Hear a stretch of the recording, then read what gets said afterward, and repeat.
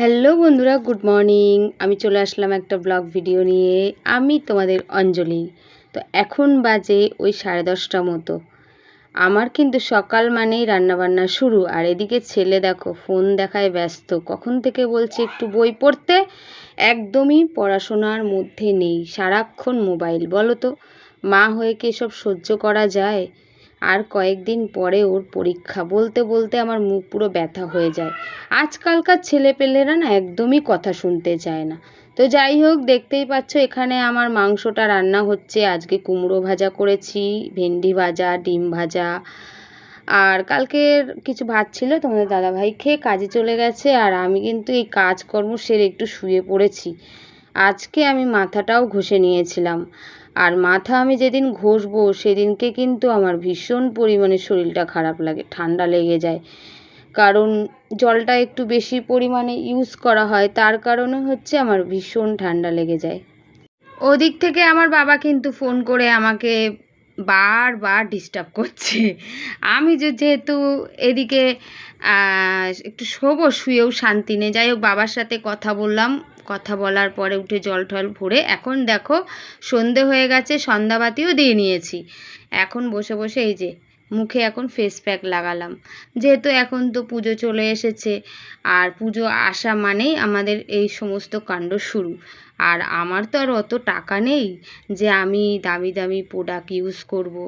সত্যি আমার ক্ষমতা নেই। আমি এই ছোট্ট ঘরে থাকি, ভাড়া বাড়িতে থাকি। আমার স্বামীর সামর্থ্য অনুযায়ী আমাকে চলতে হয়। আর ওদিকে কিন্তু ভাতও বসিয়ে দিয়েছিলাম, আর তার সাথে তরকারিটাও গরম করছিলাম, সেটাই বলছিলাম তোমাদের সঙ্গে। আর আমি মুখে এইসব লাগাবো আর আমার ছেলে লাগাবে না? দেখো চলো ওই ঘরে, এই দেখো বলছে মা আমার মুখেও দিয়ে দাও। তাই আমি কিন্তু আমার ছেলেকে মুখে লাগিয়ে দিয়ে বলেছি আধা ঘন্টা শুয়ে থাক, যতক্ষণ না শুকায়। তারপর দেখো এই যে মাংসটাকে এখন আমি একটু গরম করে নিচ্ছি। আর তোমাদের দাদাভাইয়ের জন্য আমি মাংস তুলে রেখেছিলাম, সেটাও এখন এর মধ্যে ঢেলে দিলাম, একেবারে গরম হয়ে যাবে। ও যেহেতু মাংস খায়নি, আর মুরগির মাংস তোমাদের দাদাভাই একদমই পছন্দ করে না। ও হচ্ছে পছন্দ করে হাঁস। তারপর ও যেসব জিনিস খায় সেগুলো আবার আমার আর আমার ছেলের পছন্দ না। তো যাই হোক, গ্যাসটাকে এবার আস্তে করে দিলাম। আজকের মাংসটায় না ঝোলটা অনেকটাই বেশি হয়ে গেছিলো। তারপরে দেখো আমি বিকালের দিকে কিছুটা জামা ধুয়েছিলাম, আর হচ্ছে দুপুরে কিছু ধুয়েছিলাম, সেগুলো সবই এখন বাইরে।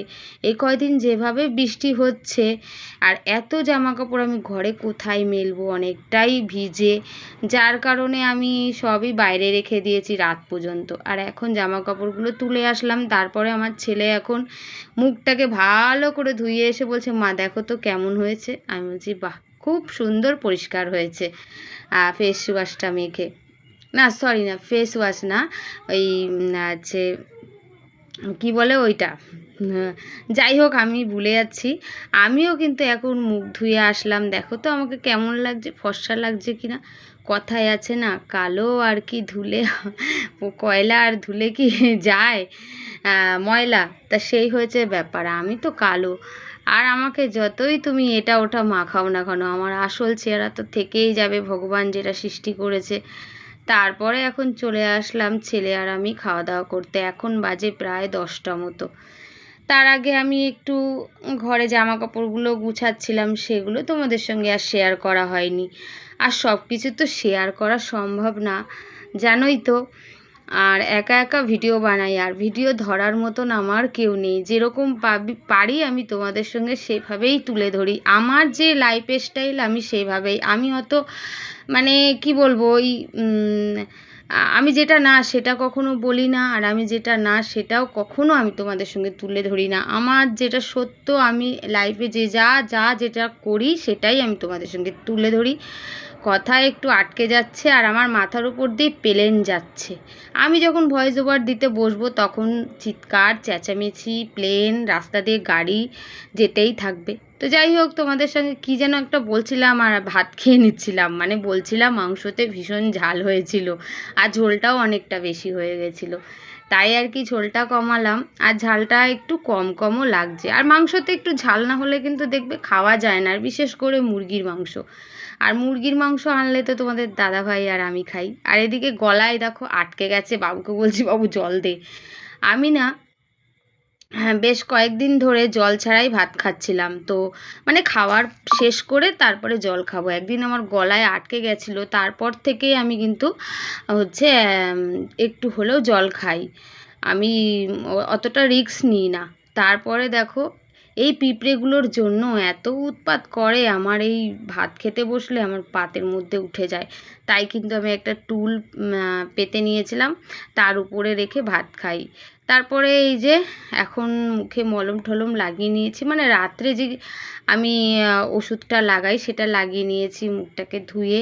আর এখন হচ্ছে শুয়ে পড়বো। দেখছো চোখ টলমলো করছে, ঘুম প্রায় চোখের কোণায় এসে ঠেকেছে। কিন্তু ওই যে মোবাইল দেখবো, দেখতে দেখতে আমার ঘুমটা উড়ে যাবে, আর আমার ঘুম আসবে না। শোবো, একটা ঘুমের ঝুল আসবে, তারপরে যেই মোবাইলটা হাতে নেব, এই এই করি বলেই আমার ঘুমটা চলে যায়। আর কি দেখো, বৃষ্টি হয়ে কাগজটা পুরো জলে ভরে গেছে, সেটাই এখন মানে জলটাকে পরিষ্কার করে ফেলে দিচ্ছি। বেশি ভারী হয়ে গেলে তো আবার কাগজটা ছিঁড়ে যাবে, তাই আমি যখন দেখি জলটা বেশি ভরে যায় প্লাস্টিকের উপরে, তখন কিন্তু আমি ওই আমার কাপড় মেলা একটা লাঠি আছে, সেটা দিয়ে জলটা বার করে দিই, ফেলে দিই। আর এখানে এই যে কাগজটা লাগিয়ে দিয়েছি যাতে ঘরে ছিস না আসে।